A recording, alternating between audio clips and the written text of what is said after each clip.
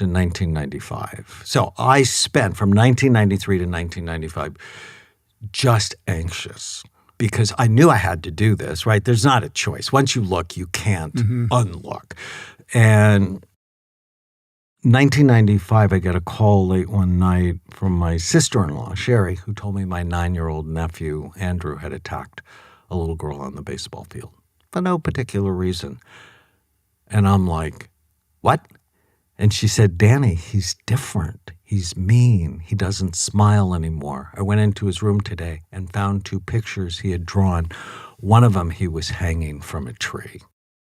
The other picture, he was shooting other children. So if you think about it, he's Columbine or Sandy Hook or Parkland, Florida, waiting to happen. And I'm like, I want to see him tomorrow. And they lived 8 hours from me. So they brought him to me. I'm like, buddy, what's going on? And he's like, Uncle Danny, I'm just mad all the time. I'm like, is anybody hurting you? No. Is anybody teasing you? No. Is anybody touching you in places that shouldn't be touching you? No. And 999 child psychiatrists out of 1,000 would put him on medicine and therapy. And because of my experience, I already scanned 1,000 people at that point. I'm like, he's got a left temporal lobe problem. And so I'm like, I held his hand while he held his teddy bear and got scanned. And he was missing the function of his left temporal lobe. I'd never seen it. I've seen it 100 times since then. Turned out he had a cyst the size of a golf ball occupying the space of his left temporal lobe. And I told his pediatrician, I said, you find somebody to take it out because he wasn't in my neighborhood. And he talked to 3 neurologists. All of them said they wouldn't touch the cyst until he had real symptoms.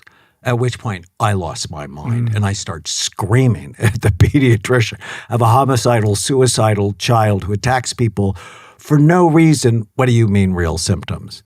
And he got anxious and he said, I think they mean like seizures or he loses consciousness. I'm like, serious? And in my head, I'm like, neurologists, neurosurgeons will do stuff. So I called UCLA, talked to the head of the pediatric neurosurgery department, Jorge Lazarev, and he said, Dr. Amen, when these cysts are symptomatic, we drain them. He's obviously symptomatic. And after the surgery, I got 2 calls.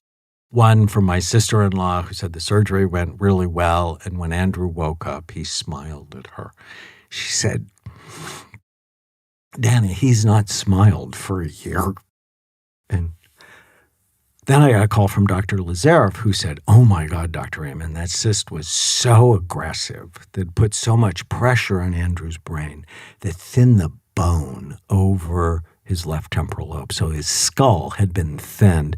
He said if he would have been hit in the head with the basketball, it would have killed him instantly. Either way, he would have been dead in 6 months.